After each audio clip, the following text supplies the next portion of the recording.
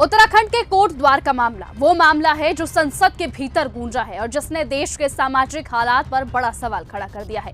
संसद में कांग्रेस अध्यक्ष मल्लिकार्जुन खड़गे ने उत्तराखंड के कोट द्वार का जिक्र करते हुए कहा कि देश एक खतरनाक दौर से गुजर रहा है, जहां नफरत के खिलाफ खड़े होने वाले लोगों पर ही कार्रवाई हो रही है। उनके साथ ही दीपेंद्र सिंह हुड्डा और इमरान प्रतापगढ़ी जैसे सांसदों ने भी कोट द्वार में दीपक के साथ हुए कथित अत्याचार का मुद्दा जोर शोर से संसद में उठाया। मुहिम सामाजिक न्याय की बात कर रही थी और उधर उत्तराखंड के कोट द्वार में नफरती लोगों के खिलाफ एक बुजुर्ग को बचाने के लिए खड़ा हुआ दीपक, जो मोहब्बतों की रोशनी लेके खड़ा हुआ था, उसके खिलाफ कोटद्वार की पुलिस गंभीर धाराओं में एफआईआर दर्ज कर रही थी। और वो भी उस दिन हो रहा था जब उत्तराखंड के मुख्यमंत्री कोटद्वार में मौजूद थे।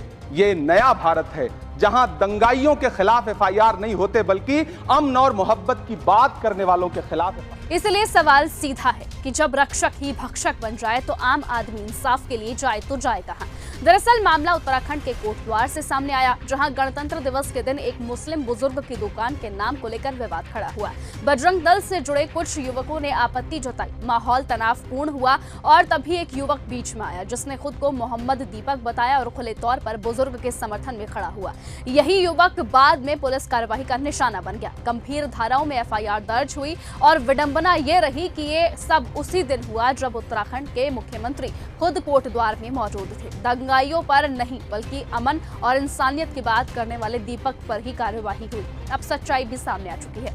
दरअसल युवक का असली नाम दीपक कश्यप है, जिसने सामाजिक सद्भाव बनाए रखने के लिए जानबूझकर अपना नाम मोहम्मद दीपक बताया ताकि नफरत की आग को वहीं पर बुझाया जा सके। यही वजह है कि देश भर में दीपक की चर्चा होने लगी। झारखंड के स्वास्थ्य मंत्री डॉक्टर इरफान अंसारी ने उन्हें लाखों रुपया देने के इनाम और सार्वजनिक सम्मान की घोषणा तक की, लेकिन यहीं से दीपक कश्यप की असली पहचान सामने आई। उन्होंने साफ शब्दों में ये इनाम लेने से इनकार कर दिया। दीपक ने कहा कि अगर ये पैसा किसी दिव्यांग या फिर जरूरतमंद को दिया जाए तो वही सच्चा सम्मान होगा। इतना ही नहीं, जब समर्थकों ने उनके बैंक अकाउंट में पैसे भेजने की बात की तो दीपक ने वीडियो जारी करके सबको मना कर दिया। उन्होंने कहा कि ना तो उन्हें पैसे चाहिए, न दिखावा और न ही किसी तरह का कोई निजी लाभ। उन्होंने फर्जी आईडी बनाने वालों से सावधान रहने की अपील की और साफ कहा कि उनका संघर्ष इंसानियत के लिए है, न कि आर्थिक फायदे के लिए। साथियों, आप लोगों का प्यार और आप लोगों का सम्मान मुझे भरपूर मिल रहा है।